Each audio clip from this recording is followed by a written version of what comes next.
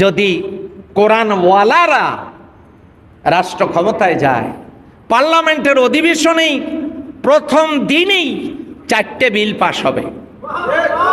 আলহামদুলিল্লাহ আলহামদুলিল্লাহি নাহমাদুহু ওয়া নাস্তাঈনুহু ওয়া নাস্তাগফিরুহু ওয়া নাউযু বিল্লাহি মিন শুরুরি আনফুসিনা ওয়া মিন সাইয়্যাতি আ'মালিনা। من يهد الله فلا مضل له ومن يضلل فلا هادي له ونشهد أن لا إله إلا الله وحده لا شريك له ونشهد أن سيدنا وحبيبنا ومولانا محمدًا عبده ورسوله الذي أرسله بالحق بشيرا ونذيرا وداعيا إلى الله بإذنه وسراجا منيرا. فقد قال الله تعالى في كلامه المجيد والفرقانه الحميد: أعوذ بالله من الشيطان الرجيم. بسم الله الرحمن الرحيم.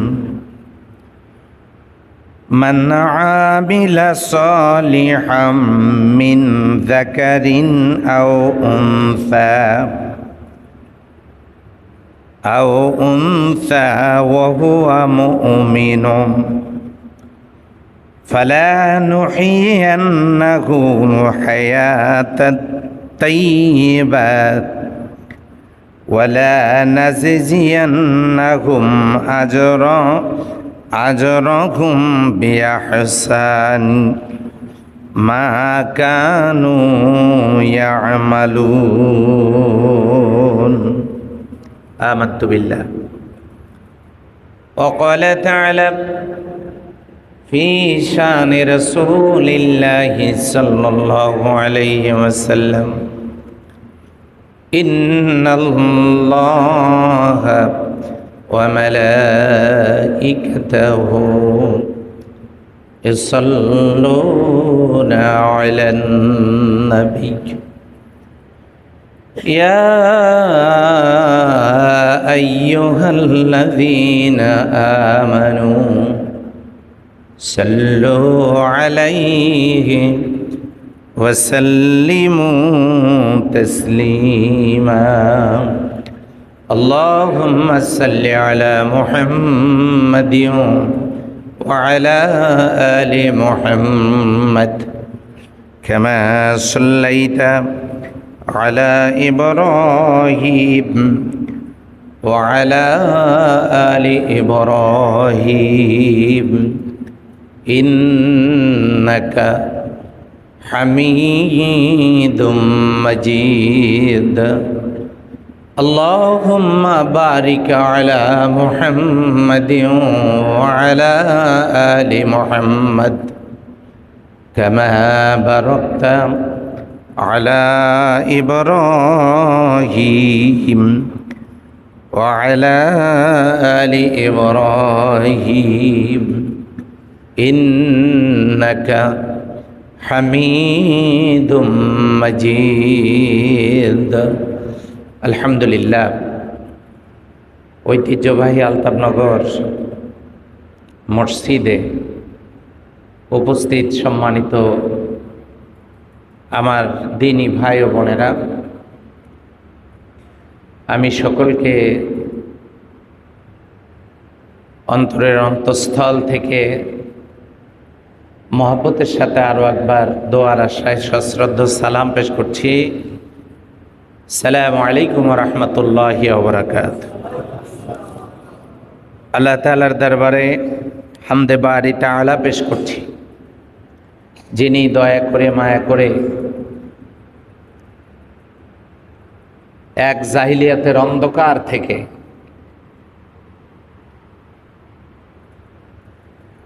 যেমন আরব বিশ্বকে আল্লাহ তাআলা মুক্ত করেছেন,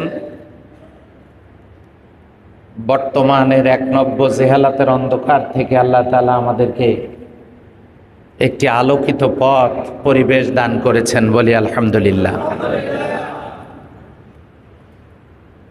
দরুদ ও তাসলিমাত পেশ করছি বিশ্বনবী মুহাম্মদুর রাসূলুল্লাহ সাল্লাল্লাহু আলাইহি ওয়াসাল্লামের রূহ মুবারকে,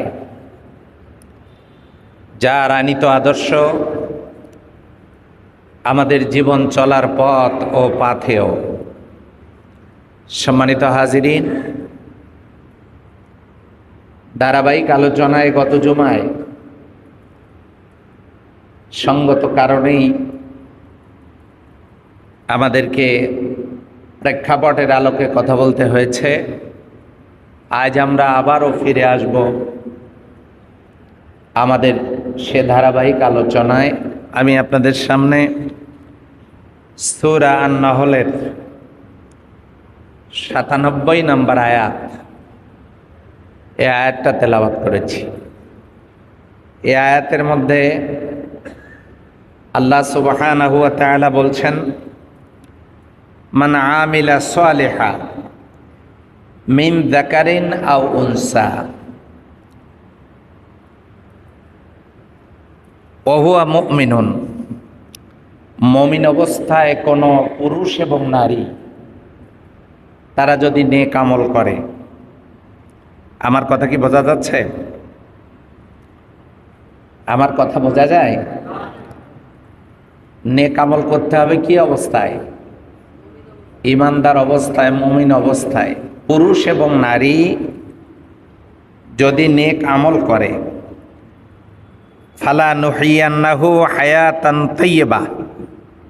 তাইয়্যিবাতান, আর আমি তাদেরকে পবিত্র জীবন দান করব। ওয়ালা নাজিজিয়ান্নাহুম আজরহুম বিইহসানিন, এবং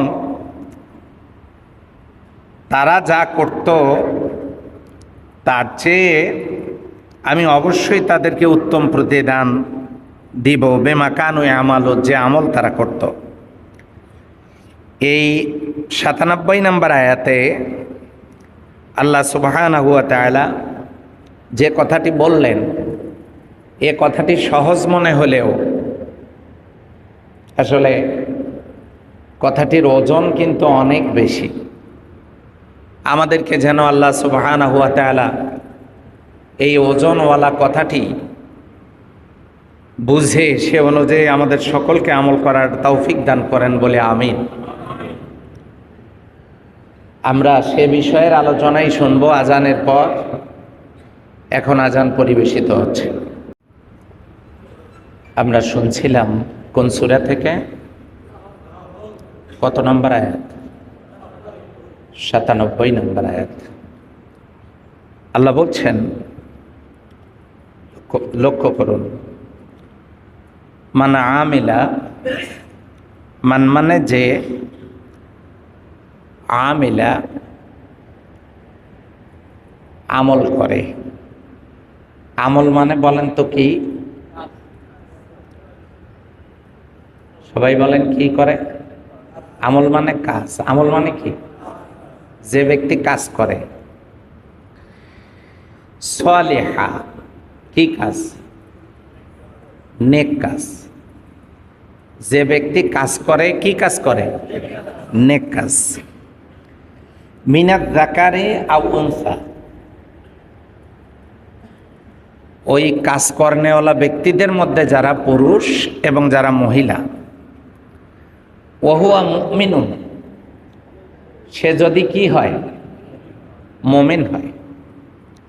তাহলে কাজ করার আগে যে শর্তটা লাগানো হয়েছে সেটা কি? মুমিন হওয়া, ইমানদার হওয়া। আমার কথা বুঝতে মনে হয় আপনাদের কষ্ট হচ্ছে।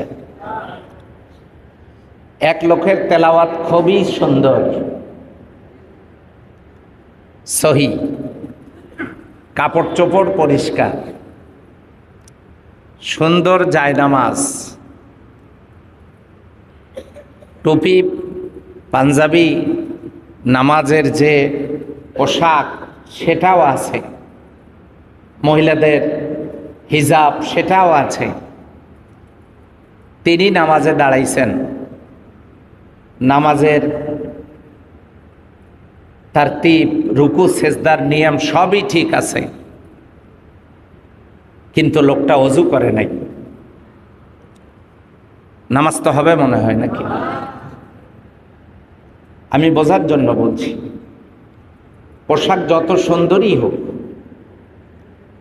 চেহারা যত চমৎকার করে সাজানোই হোক, জায়নামাজ যত দামি হোক, রুকু সেজদার তেলাওয়াত যত চমৎকারই হোক, ওযু গোসল তায়াম্মুম দ্বারা যদি পবিত্রতা অর্জন না হয় তাহলে কি নামাজ হবে?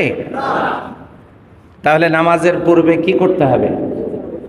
পবিত্রতা অর্জন করতে হবে। তাহলে প্রত্যেকটা কাজের একটা মূল আছে, সেটা হলো আমরা দান করি, ইহুদি নাসারারাও দান করে, আমরা হয়তো 1, 2, 5, 10 টাকা করি, তারা 10, 20 কোটি, মিলিয়ন, বিলিয়ন, ট্রিলিয়ন দান করে, কত বেশি।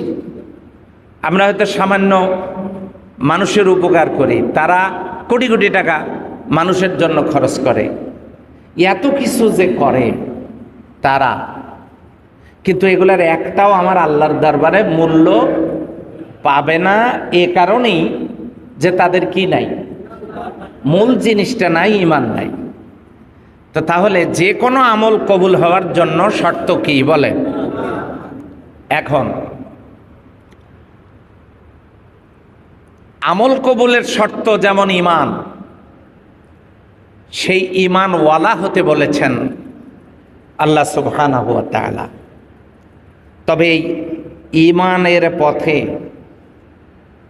চলতে গেলে বাধা আছে না নাই? বাধা বহু রকমের। একটা শয়তানি হামলা, সে বাধা, মানুষের পক্ষ থেকে বাধা, একটা মনের বাধা, পারিবারিক বাধা, সব কিছু মিলে অনেক বাধা অতিক্রম করে আল্লাহর পথে চলতে হয়, নেক কাজ করতে হয়, নেক আমল করা যায়। ব্যক্তি যদি আল্লাহর সন্তুষ্টির জন্য কাজ করতে পারেন তাহলে তাকে বাধা, আল্লাহর সন্তুষ্টির জন্য কাজ করতে চান তবে তাকে বাধা অতিক্রম করেই কাজগুলো করা লাগবে। লাগবে কি লাগবে না? সম্মানিত হাজিরিন, সেজন্য আজকে যারা আপনারা এখানে মসজিদে এসেছেন সালাত আদায় করার জন্য, এই মসজিদের দরজাটা যদি মুয়াজ্জিন সাহেব ভালো করে বন্ধ করে দিয়া, উনি উধাও, মানে ওনাকে আর খুঁজে পাওয়া যাচ্ছে না, আপনারা কেউ ঢুকতে পারতেছেন না, তাহলে যদি ঢুকতে পারতেন আপনারা এখানে, তাহলে এখানে আপনারা তাসবিহ তাহলিল করতে পারতেন, কোরআন তেলাওয়াত করতে পারতেন, সালাত আদায় করতে পারতেন, দান সাদাকা করতে পারতেন, রুমালের ভিতরে, ব্যাগের ভিতরে, এগুলো আপনারা করতে পারতেন, আল্লাহর জিকির করতে পারতেন, এত কিছু নেক কাজগুলো করতে পারতেন যদি আপনারা ঢুকতে পারতেন। কিন্তু ঢুকতে পারেন নাই, কি কারণে? যে মুয়াজ্জিন সাহেবের কাছে চাবি সংরক্ষিত, তিনি তালা দিয়ে চাবি নিয়ে নেই, তিনি ঢুকতে দিলেন না, এই কাজগুলো করা গেল না। আচ্ছা বলেন তো, এতগুলো মানুষের এই নেক কাজগুলো না করার পিছনে দায়ীটা কে? কথা বলে না কে? আমাদের মুয়াজ্জিন না, আমাদের মুয়াজ্জিনকে আবার ওই রকম মনে করেন না। তাহলে এতগুলো ভালো কাজ যে করতে পারে নাই আল্লাহর বান্দারা, তার জন্য দায়ী ব্যক্তি একজন। ঠিক তেমনি এই সমাজের ভিতরে অনেকগুলো ভালো কাজ আমরা দীর্ঘ 15টা বছর করতে পারি নাই। তালা দেয়া ছিল, আমরা করতে পারি নাই। কোন জায়গায় পারিনি?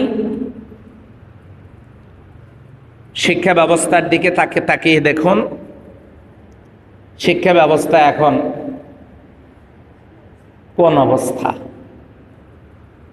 অর্থনীতির দিকে তাকায় দেখেন কি অবস্থা, আইন শৃঙ্খলার দিকে তাকিয়ে দেখেন বিগত 15 বছরের কি অবস্থা, আলেম ওলামাদের উপরে জুলুম নির্যাতনের স্টিম রোলারের কি অবস্থা। একটা তাফসির মাহফিল করার জন্য অনুমতির ধর্ণা দিতে হতো বিভিন্ন জায়গায় গিয়ে, হতো না? তাহলে দরজা খুলে দেওয়ার কারণে যেমন ভালো কাজ করার, নেক কাজ করার সুযোগ মুয়াজ্জিন দরজা খোলা থাকার কারণে, খোলা রাখার কারণে যেমন আমরা পাচ্ছি, ঠিক তেমনি আমার দেশের তরুণ যুবকদের, ছাত্রদের জীবনের বিনিময়ে আমার আল্লাহ তাআলা ভালো কাজ করবার জন্য একটা রাস্তা আমাদের জন্য মুক্ত করে দিয়েছেন। বলেন সুবহানাল্লাহ। এখন আমরা যে দরজাটা খোলা পেলাম ভালো কাজ করার জন্য, যারা আটকে রেখেছিল, পৃথিবীর ইতিহাসে কোনো জালিম নিজেদেরকে জালিম মনে করে না।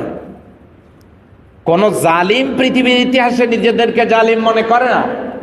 নমরুদ করে নাই নিজেকে জালিম মনে, নিজেকে জালিম মনে করে নাই ফেরাউন, সাদ্দাত, কারুন, হামান, আবু জেহেল, কেউ পৃথিবীতে নিজেদেরকে জালিম মনে করে নাই।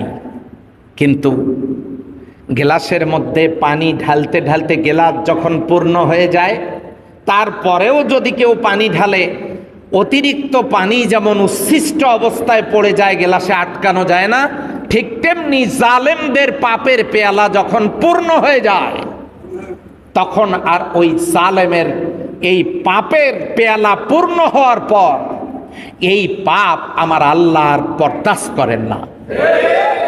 সেই জন্য আল্লাহ সুবহানাহু ওয়া তাআলা যুগে যুগে যারা নিজেদেরকে ঘোষণা দিক অথবা না দিক, ইতিহাস যাদেরকে জালিম হিসাবে চিহ্নিত করেছে, চিত্রিত করেছে, আল্লাহ তাআলা জনপদকে সেই জালিমদের হাত থেকে আল্লাহ সুবহানাহু ওয়া তাআলা যুগে যুগে মুক্ত করেছেন। এখন আমরা দরজা খোলা পেয়ে আমাদের কাজ কি কাজ করা, কি আমল করা? মনে নাই ওই আগেরটা কি আমল? নেক আমল করা। আবার ফিরে যায় ওই দরজায়। মুয়াজ্জিন সাহেব দরজায় তালা দিয়ে রাখার কারণে যেমন কোনো ভালো কাজ করা যায় না, ঠিক তেমনি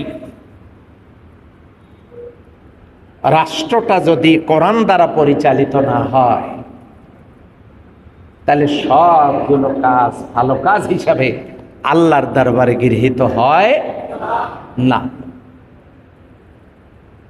এই জন্য আমরা যেহেতু দরজা দিয়ে ঢুকতে পেরেছি, গোলামি করব আল্লাহ, আল্লাহ যেহেতু পরিবেশ দান করেছেন, এখন আমাদের কাজ কি?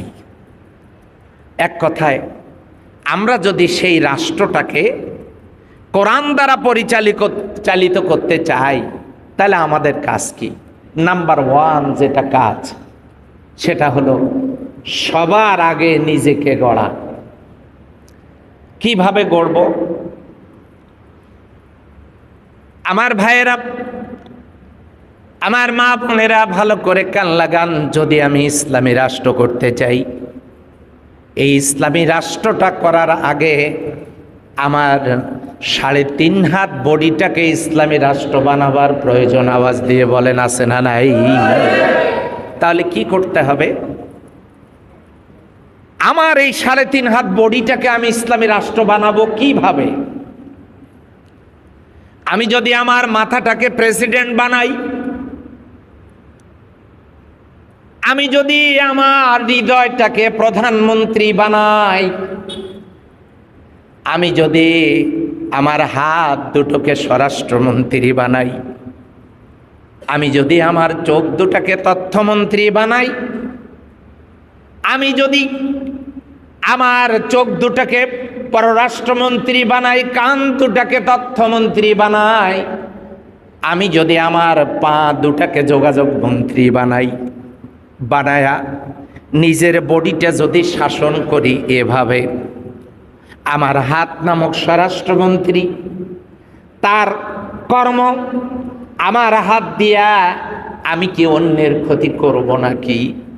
আমার হাত দিয়া অন্যের জমির আল ঠেলা, আমার হাত দিয়ে কোনো পাপের কাজ করা, আমার হাত দিয়ে কোনো অন্যায় করা থেকে যদি আমার হাতকে আমি বিরত রাখতে পারি, আমার হাত যদি আল্লাহর হুকুম মতো তার ডিউটি সে করে যায়, আমার মাধ্যমে করে যায়, আমার আল্লাহ খুশি হয়ে এই হাতের কারণে লোকটাকে আল্লাহ জান্নাত দিয়ে দিবে। এরপরে আসুন আমি আমার চোখ দুটো নিয়ে ভাবি, এই চোখকে যদি আমি পররাষ্ট্রমন্ত্রী বানাই, তার মানে হলো আমি যেদিকে তাকাই, যা কিছু দেখি, আমার দেখা যদি ন্যায় হয়, আমি যদি অন্যায় কিছু না দেখি, আমার চোখ যদি আল্লাহর গোলামি করতে পারে, তাহলে এই চোখের কারণে আমার বডিটা ইসলামী রাষ্ট্র হয়ে যায়। আমি দেখব আমার কান, আমি আমার কান দিয়া এই তথ্যমন্ত্রী কি শোনে কান দিয়া, কান যদি আমার ভালো কিছু শোনে, কান যদি আমার ভালো কিছু মেমোরিতে নিয়ে নেয়, আর খারাপ কিছু শোনা থেকে যদি কানকে বিরত রাখতে পারি, গান বাজনা অশ্লীল গান বাজনা শোনা থেকে কানকে যদি বিরত রাখতে পারি, অশ্লীলতা দেখা থেকে চোখকে যদি বিরত রাখতে পারি, তাহলে আমার কান আর চোখ আমার পররাষ্ট্রমন্ত্রী আর আমার তথ্যমন্ত্রীর কারণে গোটা বডিটা ইসলামী রাষ্ট্র হয়ে যায়।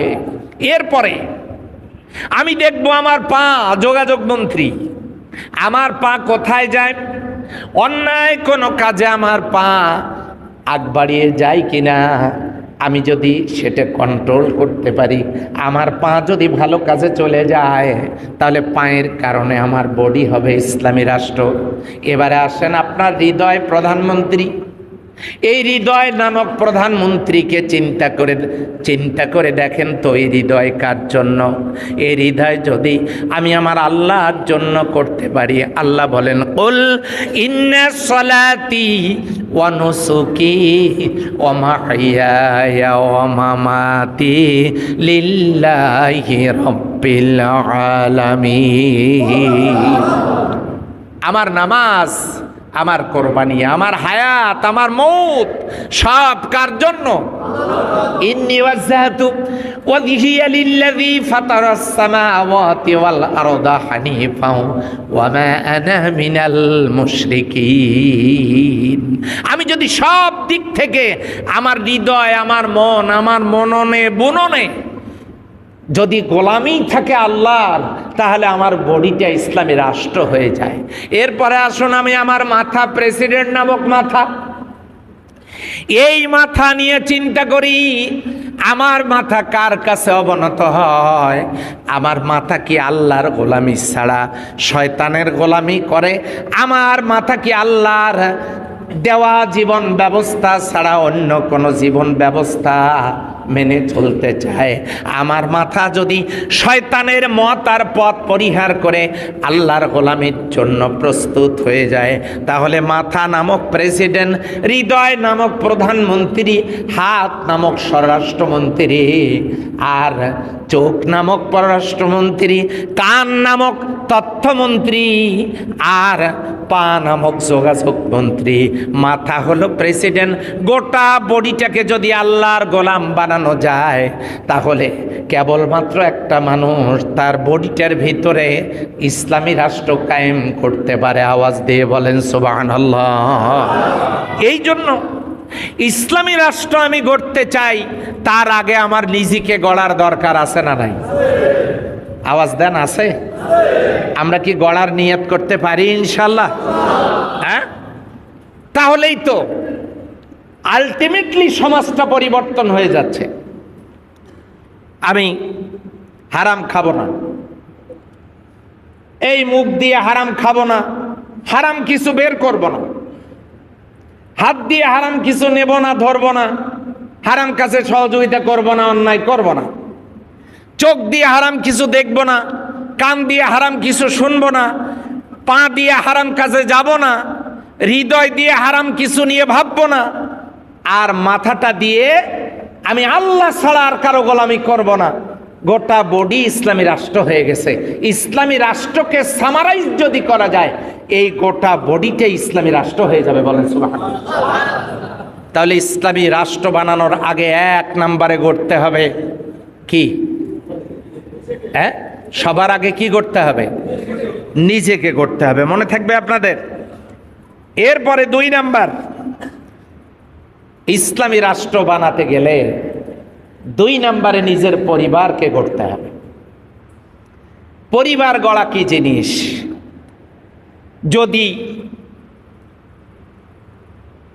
স্ত্রী থাকে তাহলে স্ত্রীর হক আদায় করতে হবে। বিয়ে করলে মহারণা দিতে হবে, স্ত্রীর ভরণ পোষণ দিতে হবে, স্ত্রীর হক আদায় করতে হবে, স্ত্রীকে পর্দা করাতে হবে, স্ত্রীকে আল্লাহর গোলামি করার জন্য আদেশ দিতে হবে, আল্লাহর বিধিবিধান পালন করার জন্য। যদি স্ত্রী না থাকে তাহলে পিতামাতার হক আদায় করতে হবে, পিতামাতার সেবা শুশ্রূষা করতে হবে, অসুস্থ হলে ট্রিটমেন্ট করতে হবে, নাকি বৃদ্ধাশ্রমে রাখতে হবে? কোনটা? কি করতে হবে? অসুস্থ হলে সেবা শুশ্রূষা করতে হবে, প্রয়োজনীয় জিনিসগুলো তার এনে দিতে হবে, তারপরে তার হক অধিকার প্রতিষ্ঠিত করতে হবে। যদি আপনার পিতা থাকে, মা থাকে, হুমা জান্নাতুকা ওয়া নারুকা, তারা তোমাদের জন্য জান্নাত, তোমাদের জন্য জাহান্নাম। এই জন্য পিতা মাতাকে আল্লাহর গোলামি করার জন্য পরামর্শ দিতে হবে, অনুরোধ জানাতে হবে, আল্লাহর বিধান মেনে চলার জন্য অনুরোধ পিতামাতাকে জানাতে হবে। আপনি যদি পিতা হন, আপনার কি দায়িত্ব? সন্তানের হক আদায় করতে হবে। সন্তান জন্মগ্রহণের পর তার সুন্দর একটা নাম রাখতে হবে, তার আকিকা দিতে হবে, তাকে দ্বীনি জ্ঞান শিক্ষা দিতে হবে, তার জন্য কিছু করতে হবে, তাকে, তার এই বাচ্চাটাকে যে সে যাতে বেঁচে থাকলে কিছু করতে পারে, এই জন্য তাকে যোগ্য করে গড়ে তুলতে হবে। পিতামাতারও সন্তানের উপরে হক অধিকার আছে, আপনাকে সে দায়িত্ব পালন করতে হবে। হযরত লোকমান আলাইহিস সালামের মতো বলতে হবে, ইয়া বুনাইয়া, হে আমার কলিজার টুকরা সন্তান, হে আমার কলিজার টুকরা সন্তান, তুমি আল্লাহর সাথে কাউকে শিরিক করবে না। আল্লাহ তা'বুদু ইল্লা ইয়াহু ওয়া বিল ওয়ালিদাইনি ইহসানা, আল্লাহ ছাড়া আর কারো দাসত্ব করবা না। ওয়ালা তুশরিক বিল্লাহ, আল্লাহর সাথে শরীক করবা না, আর পিতামাতার সাথে খারাপ আচরণ করবে না। এইভাবে করে আপনি আপনার সন্তানকে নসিহা করবেন, সে যেন আল্লাহর গোলাম হতে পারে। তাহলে আপনি পিতা হলে আপনার দায়িত্ব, সন্তান হলে আপনার দায়িত্ব, স্বামী হলে আপনার দায়িত্ব, এবারে স্ত্রী হলে আপনার দায়িত্ব। উপরে যে সমস্ত মা বোনেরা আছেন, কান লাগান, আপনাদেরও দায়িত্ব আছে স্বামীর আনুগত্য করা, স্বামীর আনুগত্য করা। আল মারআতু ইযা সাল্লাত খামসাহা, যদি কোনো মহিলা 5 ওয়াক্ত সালাত আদায় করে, ওয়া সামাত শাহরাহা, রমজান মাসে রোজা রাখে, ওয়া আহসানাত ফারজাহা, নিজের সতীত্বের হেফাজত করে, ওয়া আতাআত বা'লাহা, স্বামীর সৎ কাজের আনুগত্য করে, তার মানে আল্লাহর দ্বীন মেনে চলে, আল্লাহর কোরআনের সমাজ কায়েমের কাজে শরীক হয়ে যায়। তাহলে কিয়ামতের দিন এই 4টা কাজের বিনিময়ে আল্লাহ তাআলা আল্লাহর জান্নাতের 8টা দরজা তার জন্য খুলে দেবেন। মহিলারা আল্লাহর জান্নাতে যেতে পারবে। তাহলে স্বামীর সৎ কাজের আনুগত্য স্ত্রীকে অবশ্যই করতে হবে। এই জন্য আমরা যদি নিজের বডিটাকে ইসলামী রাষ্ট্র বানাবার পর আমরা চেষ্টা করব আমাদের পরিবারটাকে ইসলামী রাষ্ট্র বানাবার জন্য। আমার যে মেয়ে আছে, আমার মেয়ে কি পর্দা করে? আমার যে ছেলে আছে, আমার ছেলে কি নামাজ পড়ে? আমার ছেলে কি ধূমপান মুক্ত, আমার মেয়ে কি পর্দা করে, আমার মেয়ে কি শরীয়ত মানে, আমার স্ত্রী কি শরীয়ত মানে, আমি যে পিতার সন্তান, আমি আমার পিতাকে আল্লাহর ইবাদতের পরে পিতামাতার মর্যাদাকে গুরুত্ব দিতে বলা হয়েছে, আমি কি আমার সেই পিতার যোগ্য সন্তান হতে পেরেছি? আমি পিতা, আমার সন্তানদেরকে কি আমি আল্লাহর পথে পরিচালিত করতে পেরেছি? হৃদয়ের আয়নায় যদি এই বিষয়গুলো নিয়ে পর্যালোচনা হয়, আত্মসমালোচনায় আসে, তাহলে পরিবারটা ইসলামী রাষ্ট্র হয়ে যায়। সুবহানাল্লাহ কালকেও বললে হবে, অসুবিধা নেই, আজকেই বলা লাগবে, এত দরকার না, কাল সকালবেলা খাওয়ার পরে বলবেন। তাহলে পরিবারটাকে আমরা ইসলামী রাষ্ট্র বানাতে পারবো। আমার কথায় মনে হয় আপনারা বিরক্ত হচ্ছেন নাকি? এরপরে আসেন, আমরা সমাজটাকে আমরা যদি পরিবর্তন করতে চাই, ইসলামী রাষ্ট্র বানাতে চাই, তাহলে কু আনফুসাকুম ওয়া আহলিকুম নার আনজির আশিরাতাকাল আকরাবিন, তুমি নিজে বাঁচো, তোমার পরিজনকে জাহান্নামের আগুন থেকে বাঁচাও, এবং তোমার নিকটতম প্রতিবেশীকে তুমি জাহান্নামের আগুন থেকে বাঁচাও। এখন প্রতিবেশীর হক আদায় আমাদের করতে হবে। আপনি প্রতিবেশী কাকে মনে করেন? আত্মীয় স্বজনদের হক আদায়ের পাশাপাশি আপনি যদি আপনার আত্মীয় স্বজনের খোঁজ খবর নেন, আত্মীয় স্বজনেরাও আপনার খোঁজ খবর নেবেন। কথা কি ঠিক আছে ভাই? আপনি যদি প্রতিবেশীর আপনজন হয়ে যান, প্রতিবেশীর সাথে শত্রুতা করে আপনার লাভ কি? মৃত্যুবরণ করলে, দুর্ঘটনা ঘটলে পাশের বাড়ির লোকটাই তো আপনার বাড়িতে ছুটে আসবে আগে। ঘরে আগুন লেগেছে, পানির বালতি নিয়ে তো সেই আসবে। আপনি মারা গেছেন, অসুস্থ হয়েছেন, হাসপাতালে তো সেই নিয়ে যাবে। আপনি মারা গেছেন, ওই বাঁশঝাড় থেকে বাঁশ তো সেই কাটবে, কবর তো সেই খুঁড়বে। এই জন্য প্রতিবেশীর সাথে সম্পর্ক নষ্ট করা কোনো প্রয়োজন নেই। আমরা যদি চাই আমরা সমাজটাকে ইসলামী রাষ্ট্র বানাবো, তাহলে প্রতিবেশীর সাথে সম্পর্ক, আত্মীয় স্বজনের সাথে সম্পর্ক ভালো করতে হবে। আমি আলতাফনগর মসজিদে আজ একটা নতুন অনুরোধ করতে চাই, করব, রাখবেন আপনারা? আপনারা যারা আমার আলোচনা শুনছেন, কোনো ব্যক্তি মারা গেলে সংবাদটা শোনার সাথে সাথে আমি যাদের সামনে কথা বলছি তারা আগে সেখানে ছুটে যাবে। যদি তারা নিকটবর্তী প্রতিবেশী হন, তারা সেখানে আগে ছুটে যাবে। পারবো ইনশাল্লাহ? কথা দিবেন? পারবো ইনশাল্লাহ? এরপরে তার কফিন নিয়ে যাওয়ার জন্য আপনি কফিনটা,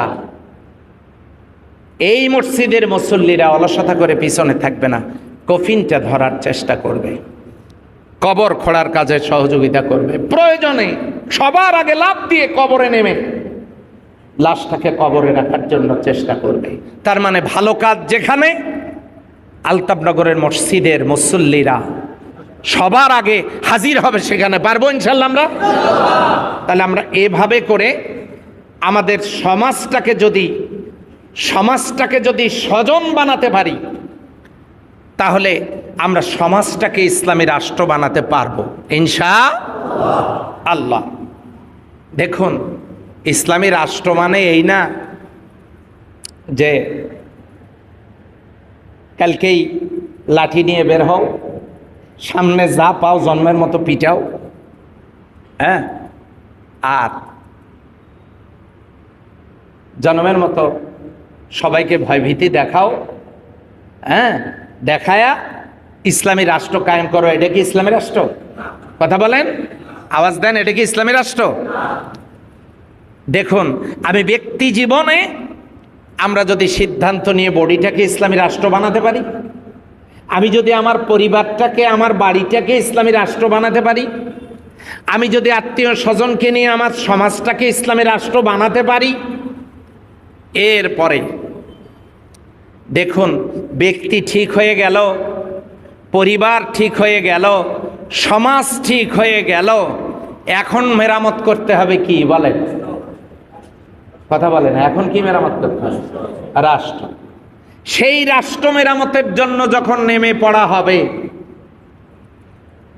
বলেন তো মাঝপথে কেউ বাধা হয়ে দাঁড়াতে পারে কি পারে না? হ্যাঁ, পারে? পারে না? একজন বলছে পারে না।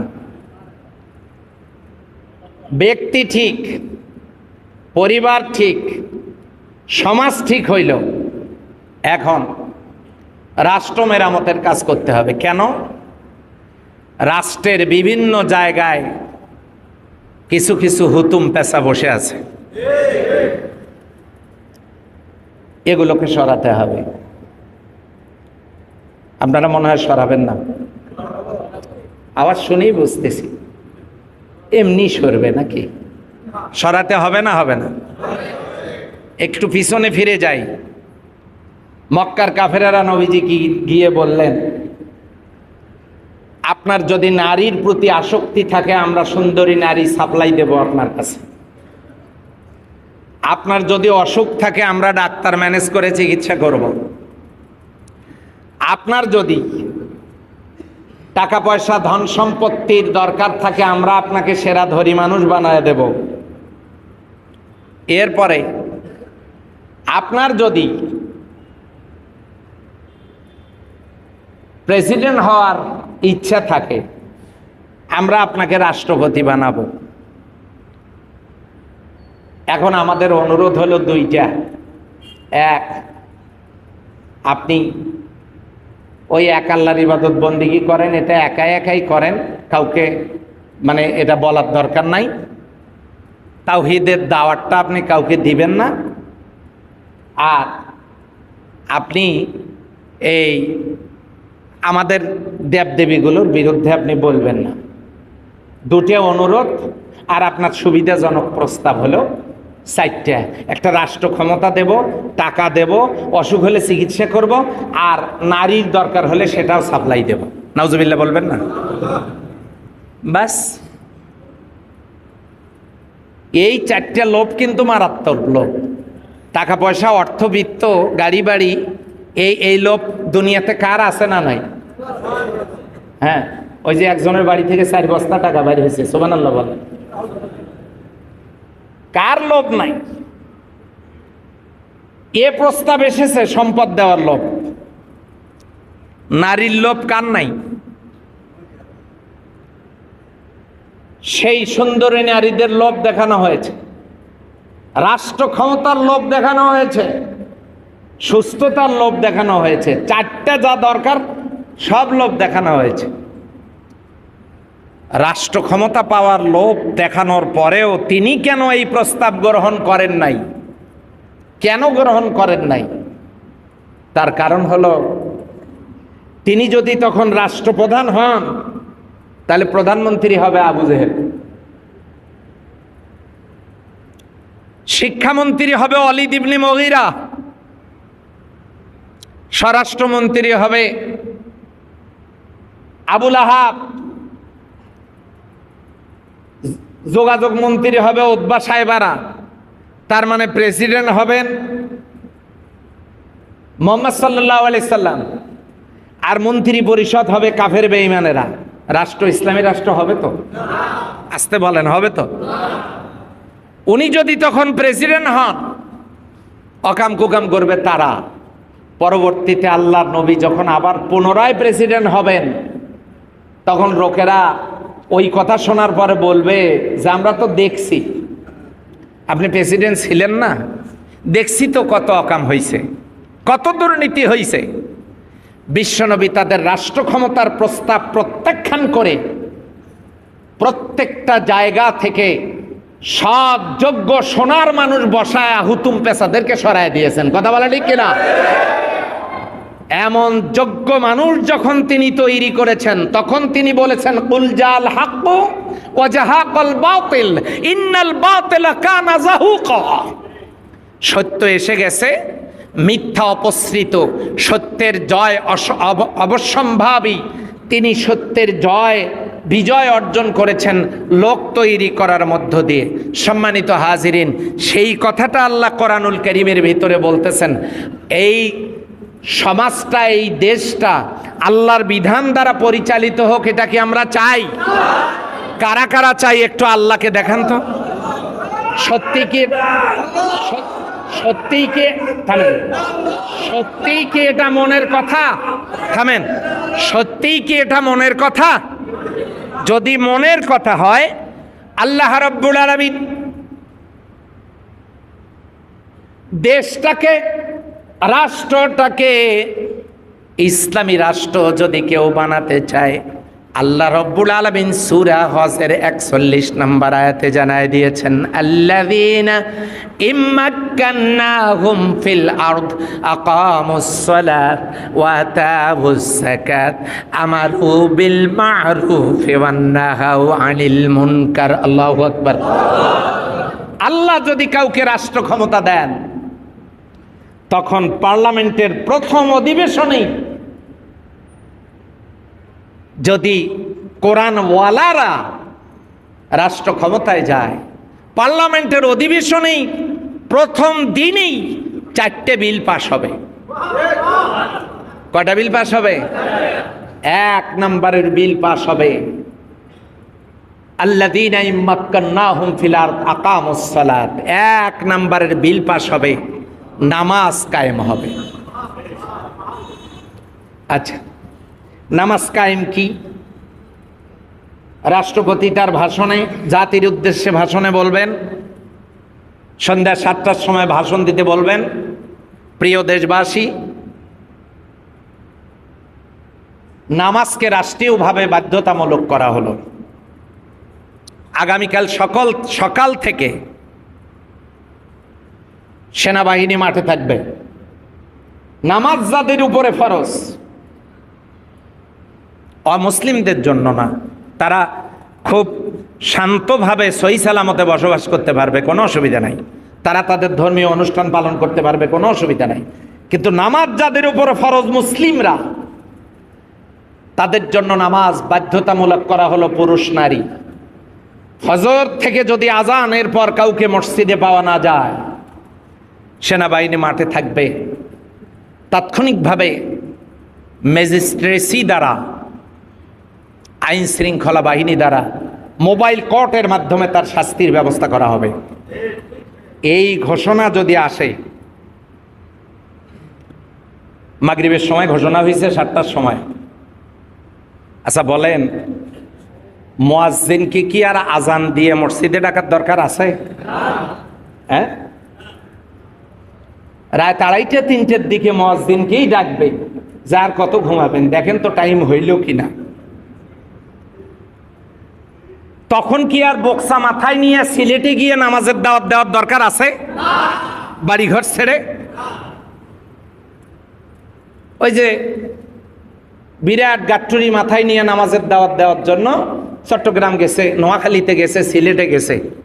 ওখানে শুধু একটা ঘোষণা, জাতির জন্য নামাজ বাধ্যতামূলক কাল ফজর থেকে। বেনামাজি লোক খুঁজে পাওয়া যাবে? কোন বেনামাজি লোক জাতির সামনে এসে দাঁড়ানোর সুযোগ পাবে না। আমাদের সমাজে পোশাক কায়েম আছে, এই জন্য সবাই পরে।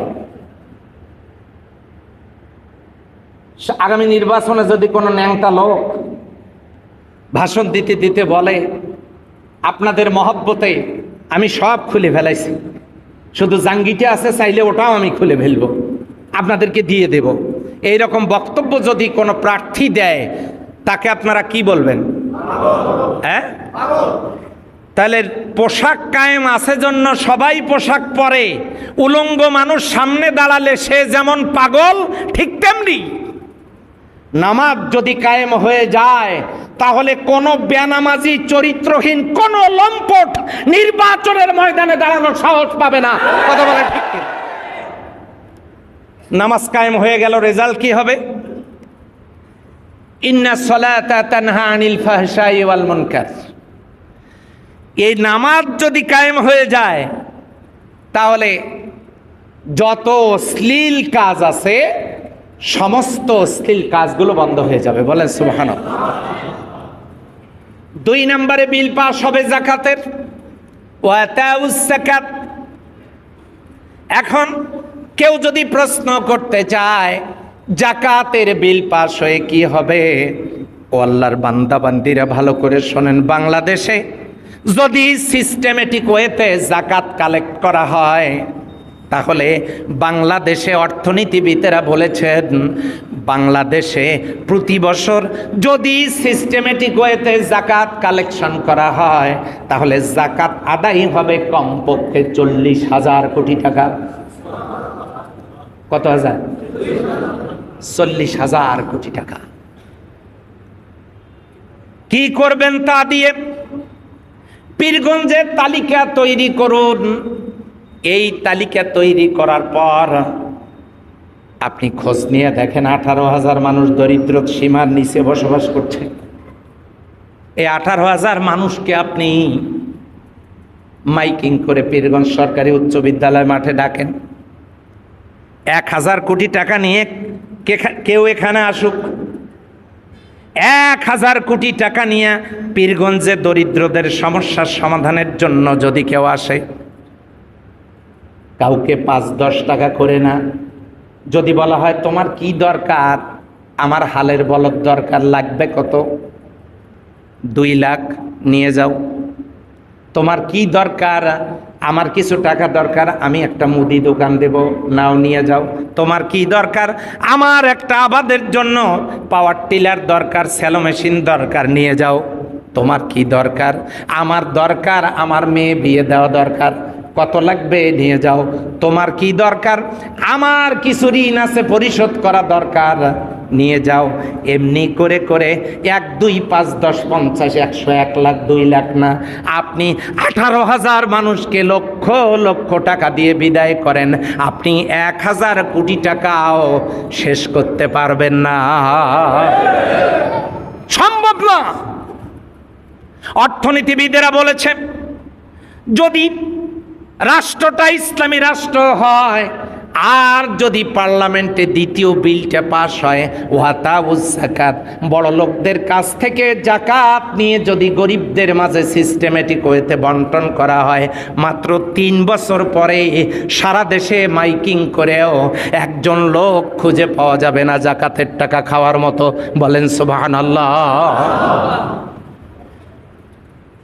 মদিনা যখন ইসলামী রাষ্ট্র হলো, হযরত ওমর রাদিয়াল্লাহু তাআলা আনহু যাকাতের টাকা নিয়ে লোককে পাঠিয়ে দিয়েছেন 7 দিন আগে একজনকে। লোকটা ফিরে আসে নাই। জাকাতের টাকা বিতরণের জন্য সে মানুষ খুঁজে না পেয়ে ক্লান্ত শ্রান্ত অবস্থায় পাহাড়ের পাদদেশে একটা জায়গায় সে বিশ্রাম নিচ্ছিল। এরপরে 3 দিন আগে আরেকজনকে তিনি জাকাতের টাকা নিয়ে লোক খুঁজতে বলেছেন।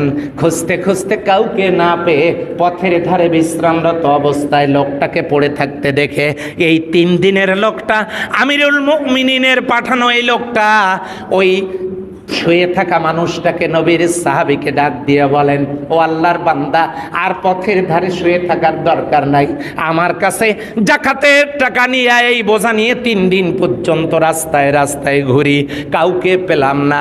আল্লাহর রাস্তায় টাকাগুলো তুমি নিয়ে আমাকে দায় মুক্ত করো। আমি আমিরুল মুমিনিনকে গিয়ে বলবো, ওগো আমিরুল মুমিনিন, জাকাতের টাকা দেওয়ার কোনো লোক না পাইয়া একজনকে পাইয়া সব টাকা দিয়ে এসেছি। নবীর সাহাবী তখন জবান খুলে বলে, ও আল্লাহর বান্দা, তুমি যে বোঝা বহন করছো, একই বোঝা 7 দিন থেকে বহন করছি, কোনো লোক খুঁজে পাই নাই। জাহিলি যুগেও যদি এমন একটা অর্থনৈতিক অবস্থা সৃষ্টি হতে পারে, তাহলে বাংলাদেশে কোরআনের সমাজ চালু হলে দরিদ্রদের ভাগ্য পরিবর্তন হওয়া সম্ভব না? অসম্ভব। কিন্তু চোরেরা তা হতে দেয় না। এক একজন হাজার হাজার মিলিয়ন বিলিয়ন ট্রিলিয়ন টাকার মালিক, অর্থের মালিক, হাজার হাজার কোটি টাকা আত্মসাৎ করেছে, কিন্তু জাতিকে ইসলাম বুঝতে দেয় না, জাতিকে কোরআন শুনতে দেয় না। আল্লাহর বান্দারা যদি কোরআন শুনতে পেত, সকল লোক ঐক্যবদ্ধভাবে আল্লাহর জমিনে আল্লাহর দ্বীন কায়েম করত। কথা বলেন ঠিক কিনা? এই জন্য সেই কথা জাতিকে শুনতে দেয় না। লা তাসমাউ লিহাযাল কোরআন, খবরদার মানুষ যেন কোরআন শুনতে না পায়, এই জন্য তাফসীর মাহফিলগুলো বন্ধ করে দাও। পার্লামেন্টের অধিবেশনে নামাজ পড়তে গিয়া যুবকেরা বলবে, আমরা যদি নামাজ নিয়েই ব্যস্ত থাকি, তাহলে কলকারখানা, অফিস আদালতে লোকজনের শ্রমের সময় কমে আসবে, উৎপাদন ঘাটতি হবে, আমাদের অর্থনৈতিক সমস্যার সৃষ্টি হবে। আল্লাহ বলেন, না রে বান্দা, আমি নামাজের কথা বলেছি যেখানে, জাকাতের কথাও বলেছি সেখানে। তার মানে সিস্টেমেটিক ওয়েতে নামাজ যদি কায়েম করো, তোমাদের ভাগ্যটা এমনভাবে বদল করে দেব, সমাজের চেহারা পাল্টায় দেব। জাকাত ভিত্তিক অর্থনীতি দ্বারা তোমরা এমন অবস্থায় চলে যাবে, তোমাদের চাকরি খোঁজা লাগবে না, তোমাদেরকে কষ্ট করা লাগবে না। শুধু তাই না, আল্লাহ রব্বুল আলামিন জানায় দিলেন সূরা আরাফের ৯৬ নম্বর আয়াতে, ওয়ালাউ আন্না আহলাল কুরা আমানু ওয়াত্তাকাও লাফাতাহনা আলাইহিম বারাকাতিম মিনাস সামাই ওয়াল আরদ। জাতির লোকেরা যদি ঈমান আনার পর আমার বিধানগুলো পালনের মধ্য দিয়ে আমাকে ভয় করার নীতি অবলম্বন করে, আমি আল্লাহ তাদের জন্য আকাশ আর জমিনের বরকতের সবগুলো দরজা খুলে দেব। গত পরশুদিন আমার আল্লাহ তাআলা আরেকটা গ্যাসের খনির সন্ধান দিয়েছেন। সম্মানিত ভাইরা, আকাশ আর জমিনের বরকতের দরজা, আকাশ জমিনের নিচে যত খনিজ সম্পদ, এগুলোর মালিক কে? এগুলো তৈরি করেছেন কে? আল্লাহ এগুলো হাতের নাগালে তুলে দেবেন। সম্মানিত ভাইয়েরা, আর কি অভাব হওয়ার কোনো সম্ভাবনা আছে? সৌদি আরব কোনোদিন একটা লোক বাংলাদেশে এসে চাকরি চাইছে? চাইছে? আফগানিস্তান থেকে এসে মনে হয় চাকরি চাইছে নাকি? কেন? আফগানিস্তান ইসলামী রাষ্ট্র করেছে তারা, আল্লাহ তাআলা তাদেরকে পান্নার খনি দান করেছেন, হীরার চাইতেও দামি। নেটে সার্চ দিয়ে দেখেন। অর্থনীতিবিদরা বলেছেন আগামী ৫ থেকে ৭ বছরের ভিতরে তাম পৃথিবীর ২২৮টা রাষ্ট্রের ভিতরে আফগানিস্তান সুপার 10-এ চলে আসবে। অর্থনৈতিক সিরিয়ালে 10-এর মধ্যে চলে আসবে। সে আল্লাহ আছেন না নাই? বর্তমানে ইউরোপে আছেন নাকি? আল্লাহর কোরআন ঘরে, প্রত্যেক মুসলিমের বাড়িতে বাড়িতে, অথচ আমরা জানবারও চেষ্টা করি না যে আল্লাহর কোরআন দিয়ে যদি সমাজ চলে, সেই সমাজ কত বরকতময় হয়ে যায়। এগুলোতে কলেজে পড়ানো হয় না, বিশ্ববিদ্যালয়ে পড়ানো হয় না, স্কুলগুলোতে যাতে আমার কলিজার টুকরা সন্তানেরা স্কুল কলেজ বিশ্ববিদ্যালয়ে ইসলাম জানতে না পারে, এই জন্য ইসলাম শিক্ষাকে সরায় দেওয়া হয়েছে। আজকে আমাদেরকে বুঝতে হবে ষড়যন্ত্র। আল্লাহর সাথে যুদ্ধ ঘোষণা করেছে, আল্লাহর সাথে বিদ্রোহ ঘোষণা করেছে। মুসলিমরা এটা বোঝার পরে আর ঘরে বসে থাকবে না। রাজি আছি তো ইনশাআল্লাহ? পার্লামেন্টে কয়টা বিল পাস হবে? 1 নম্বর নামাজের বিল পাস হবে। সূরা হজের 41 নম্বর আয়াত বাড়িতে গিয়ে দেখবেন, 1 নম্বরে বিল পাস হবে নামাজের। নামাজ পড়লে জাতি চরিত্রবান হবে। 2 নম্বরে বিল পাস হবে জাকাতের। জাকাতের বিল পাস হবে, কোনো দরিদ্রতা থাকবে না, দরিদ্রতা থাকবে না। এখন বড় লোকের বাড়ি পুকুরের তলায় আর গরিবের বাড়ি পুকুরের পাড়ে। আচ্ছা বলেন তো, বৃষ্টি আসলে পানি জমা হয় কোথায়? কোন জায়গায়? নিচু জায়গায়। আর ওই পুকুরের পাড় শুকনায় থাকে। শুকনায় থাকে বলতে ওখানে পানি জমে না। ঠিক তেমনি গরিবের ঘরে যখন অর্থ আসে, এটা গরিবের ঘরে থাকে না, এটা চলে যায় পুকুরের তলায়, তার মানে বড় লোকের বাড়িতে। কেমনে যায়? ব্যবসাখানা দিয়ে রাখছে পিকনিক স্পটের নামে। অবশ্য আমাদের পীরগঞ্জে না, আমি ওই নদীর ওই পারের কথা বলছি।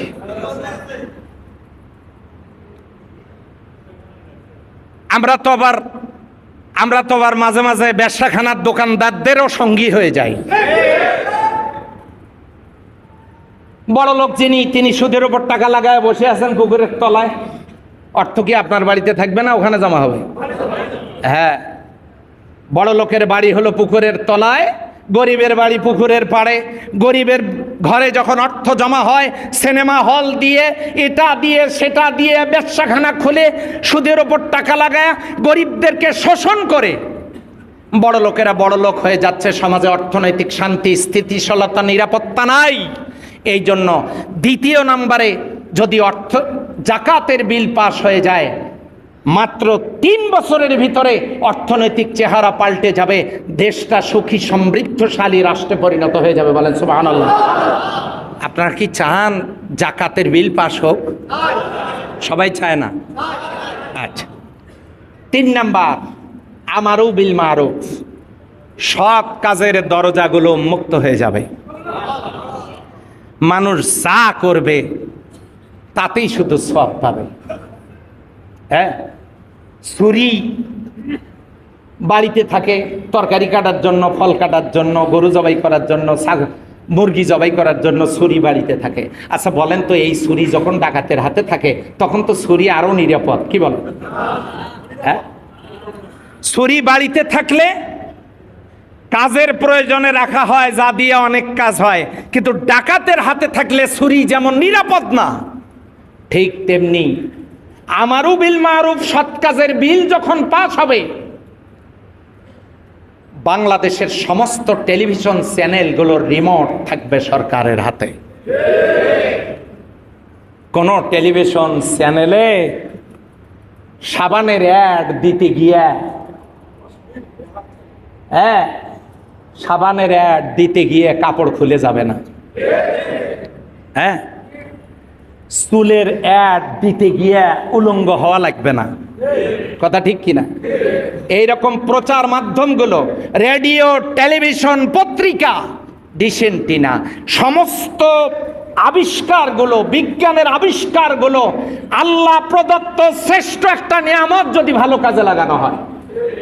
তার মানে কাল আবার ফতোয়া দিয়েন না যে হুজুর টেলিভিশনকে আপনি আল্লাহর নিয়ামত বললেন, এ কেমন হয়ে গেল?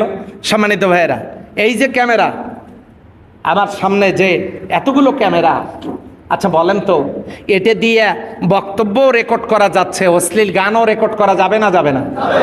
দোষ তো মনে হয় ক্যামেরা, নাকি যে চালায় তা?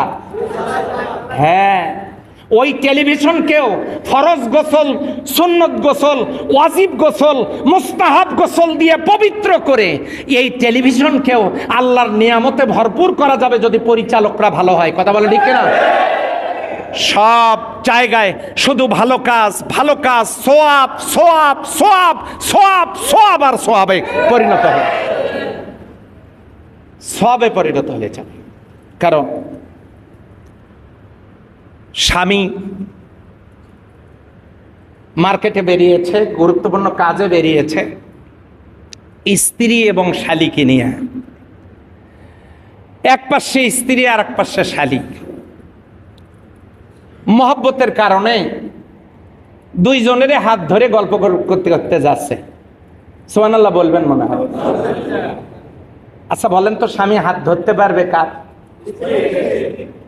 আচ্ছা, শালী যদি ম্যাচুয়ার্ড হয়, যুবতী হয়, তাহলে ভগ্নিপতি তার শরীরে স্পর্শ করতে পারবে না, শরীয়ত তাকে পারমিট করেনি। এই স্বামী স্ত্রীর হাত যতক্ষণ ধরে থাকবে তার আমল নামায় শুধু সওয়াবই লেখা হবে। এটা যেমন স্ত্রীর সাথে বৈধ পন্থায়, হালাল উপায়ে আপনি যাই করেন, এতে যেমন সওয়াব আছে, আল্লাহর সমস্ত নিয়ামতগুলো বৈধ হালাল পন্থায় আপনি যেভাবেই কাজে লাগান, প্রত্যেকটাতেই আপনার আমার সওয়াব পাওয়ার সম্ভাবনা আছে। বলেন সুবহানাল্লাহ। এখন তো মনে হয় নফল রোজার সওয়াব হয় নাকি?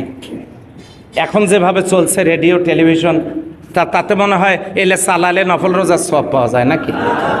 তাহলে আমারও বিল মারুফ, সৎ কাজের সমস্ত দরজাগুলো খোলা হয়ে যাবে, শুধু সৎ কাজ আর সৎ কাজ। আপনি বিল্ডিংয়ে উঠবেন, ওখানে লেখা থাকবে দোয়া, আপনি পড়তে পড়তে উঠবেন, নিচে নামবেন, দোয়া লেখা থাকবে। তারপরে আপনার অফিস, আদালত, ব্যবসা বাণিজ্য, চাকরি, গাড়ি, বাড়ি, সব জায়গায় শুধু সওয়াব সওয়াব সওয়াব সওয়াব আর সওয়াব অর্জনের সুযোগ থাকবে। আমারও বিল মারুফ। 4 নম্বরে বিল পাস হবে ওয়ানাহা আনিল মুনকার। আগেরটা হলো সৎ কাজের দরজাগুলো মুক্ত করে দেওয়া হবে, আর সর্বশেষ বিল পাস হবে অন্নাহা আনিল মুনকার, সমস্ত অসৎ কাজের দরজাগুলো বন্ধ করা হবে। ফ্যান্সি ডিল থাকবে না, মদ থাকবে না, ইয়াবা থাকবে না, ডিজু থাকবে না, আটাপাটি থাকবে না, চরিত্র নষ্ট হওয়ার মতো কোনো উপকরণ থাকবে না। তার মানে চরিত্র খারাপ হতে পারে, ছেলেরা মনে করছে যে তাহলে আমাদের বিনোদন বলতে তো কিচ্ছু থাকলো না। আরে বিনোদন বলতে কিছু থাকলো না মানে সমস্ত যুবক আর যুবতীদের বিয়ে তাড়াতাড়ি হবে। ওরা খুশি হয় নাই, এই জন্য আওয়াজ এলাম না। বিনোদনের ইসলামিক সংস্কৃতি তো ও যুবকেরা তোমরা দেখো নাই, ইসলামী সংস্কৃতি কি এবং কেন। দোয়া করো, যুবকদেরকে বলছি দোয়া করো, এমন ইসলামিক সংস্কৃতি, এমন নাটক, এমন সিনেমা, এমন ফিল্ম তৈরি করা আছে, আল্লাহ যদি পরিবেশ দান করে ওগুলো দেখলেও সওয়াব হবে, সওয়াব হবে, সওয়াব হবে, কোনো সন্দেহ নেই। তৈরি করা আছে, কিন্তু জাতির সামনে এটা দেখানোর পরিবেশই নাই। আচ্ছা, আপনারা মসজিদে জুমার খুতবায় বক্তব্য শুনতেছেন, সওয়াব হচ্ছে না গুনাহ হচ্ছে? যদি এমন কোন সিনেমা তৈরি হয়, এমন কোন নাটক নাটিকা তৈরি হয়, এমন ফিল্ম যদি তৈরি হয় যা দেখলে সওয়াব হবে, বিশ্বাস করেন আমার কাছে এমনও ফিল্ম আমার দেখার সুযোগ হয়েছে, আমাদের বাংলাদেশে নির্মিত এমনও ফিল্ম তৈরি করেছে আমাদের ইসলামিক সাংস্কৃতিক অঙ্গন। আমি দেখেছি কোন সিনেমার হলে যদি এই ফিল্ম 1 বছরও চলে, এটা চেঞ্জ করার কথা কেউ বলবে না। সম্মানিত ভাই, আপনারা কি কোনোদিন আন্দোলন করেছেন যে আজকে সূরা ফাতিহা দিয়ে নামাজ পড়ানো যাবে না, আরাইতাল্লাজি দিয়ে শুরু করেন? সূরা ফাতিহা প্রত্যেক দিন শুনতে শুনতে ভালো লাগে না, এটাকে বলছেন নাকি আপনারা? তাহলে আপনাকে যেমন সূরা ফাতিহা ভালো লাগে, কোরআন ও হাদিসের আলোকে ইসলামী সংস্কৃতি যারা জানে না তারা অপব্যাখ্যা করে, যারা জানে না তারা ফতোয়া দেয়, যারা জানে না তারা গুমরাহির মধ্যে আশ্রয় থাকতে পারে। কিন্তু যাদের ইসলামী সংস্কৃতির মর্মকথা, ইসলামী সংস্কৃতি কি ও কেন, ইসলামী সংস্কৃতির ধরন ও প্রকৃতি, ইসলামী সংস্কৃতির বাস্তব রূপরেখা, এটা যারা জানেন, স্টাডি করেছেন, নির্মাণ করেছেন, তৈরি করেছেন, যারা জানেন এই ইসলামী সংস্কৃতি কেউ দেখলে সওয়াব তো হবেই, কিন্তু আমাদের সন্তানেরা এতটা বিনোদন পাবে, ওই তারে নারে বন্ধুরে কলা খাইছে এন্দুরে, এইসব নাটক নাটিকাতে যা আনন্দ পাইছে তার চাইতে শতগুণ আনন্দ উপভোগ তারা এখানে করতে পারবে, সওয়াবও কামাই করতে পারবে। বলেন সুবহানাল্লাহ। কয়টা বিল পাস হবে বলেন দেখি? 1 নাম্বার কি, 2 নাম্বার, 3 নাম্বার সৎ কাজের দরজা উন্মুক্ত হবে, 4 নাম্বার অসৎ কাজের দরজা বন্ধ হবে। বলেন তো দেশের চেহারা ভালো হবে না খারাপ হবে? আসতে কন।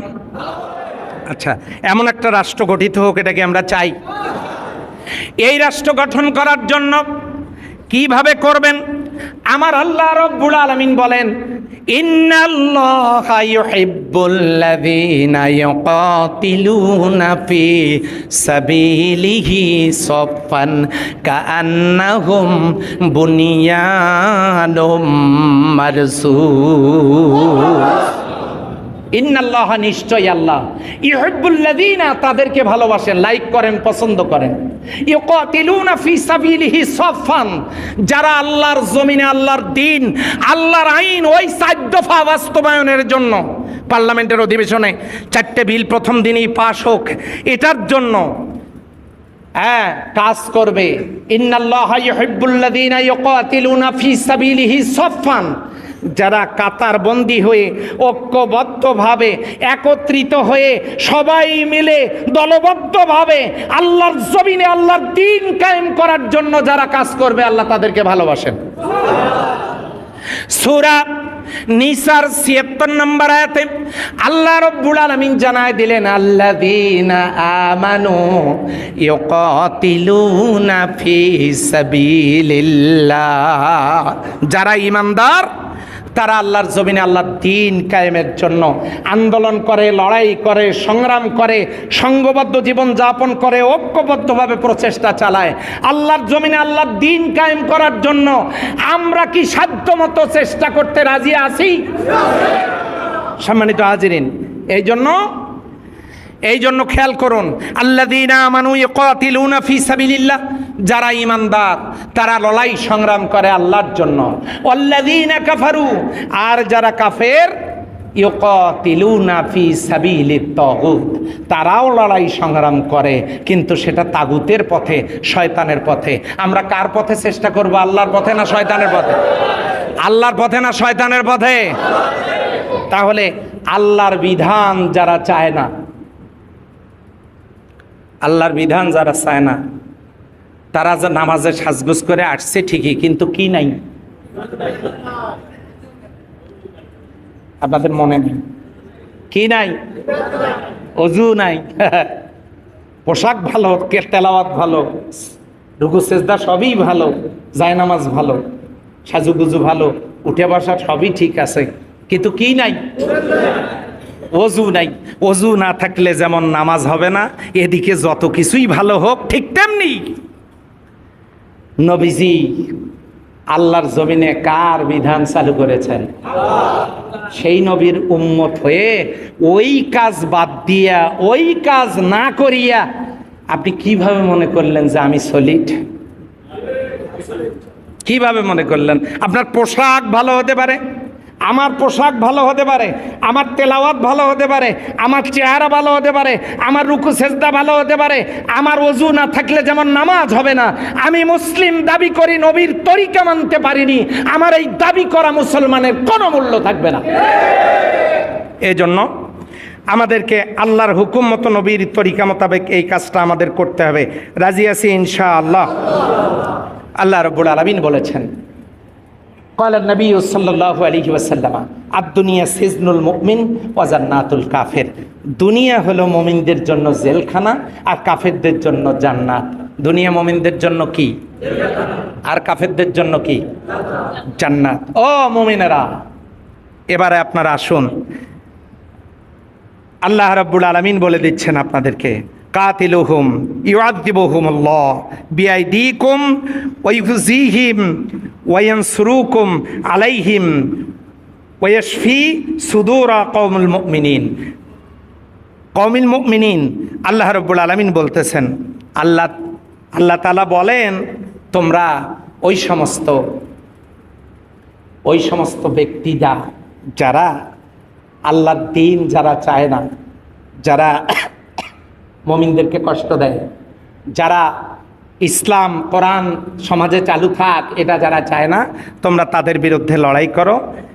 আল্লাহ তোমাদের হাত দিয়ে ওদেরকে আযাব দেবেন, মানে শাস্তি দেবেন। বোঝেন নাই? তোমরা শুধু এই ময়দানে নামার দায়িত্ব পালন করো, আল্লাহর দ্বীনের জন্য নামার দায়িত্ব পালন করো, আল্লাহ তোমাদের দ্বারা তাদেরকে পরাজিত করবেন। কথা কার? তাদের শাস্তি হবে দুই রকম, একটা দুনিয়াতে তোমাদের হাত দ্বারা, আর একটা পরকালে তো আছেই।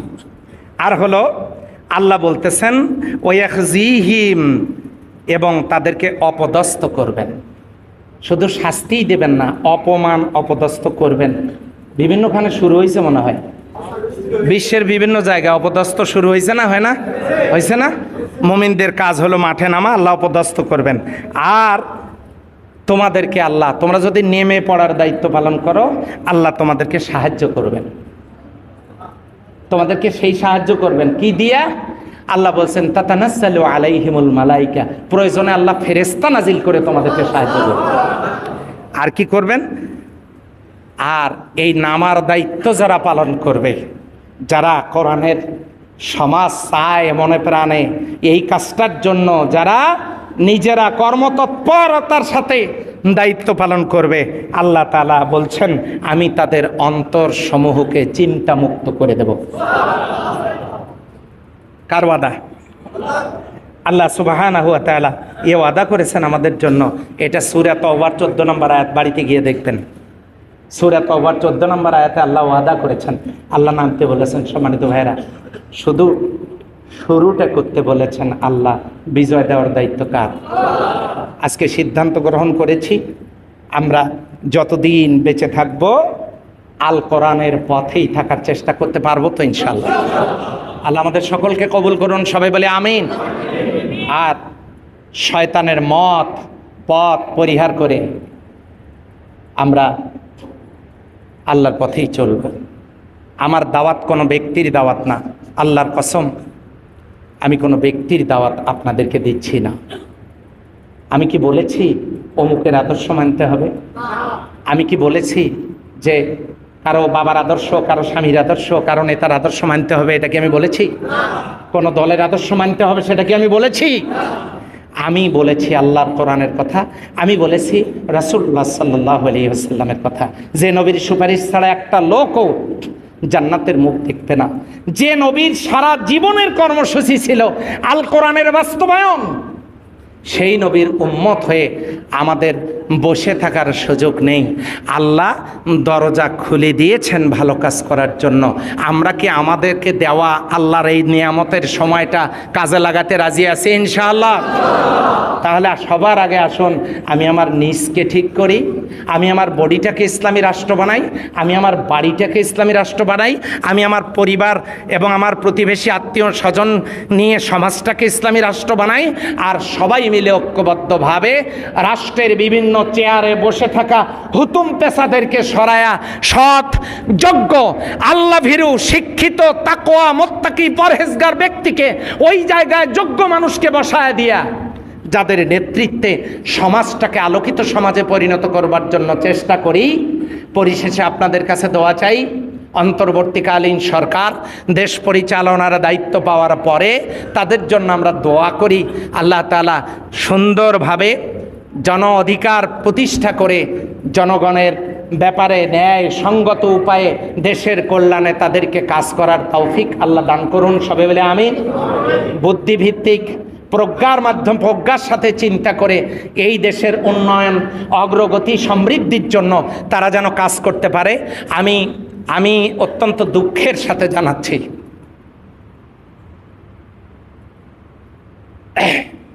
শত শত কলিজার টুকরা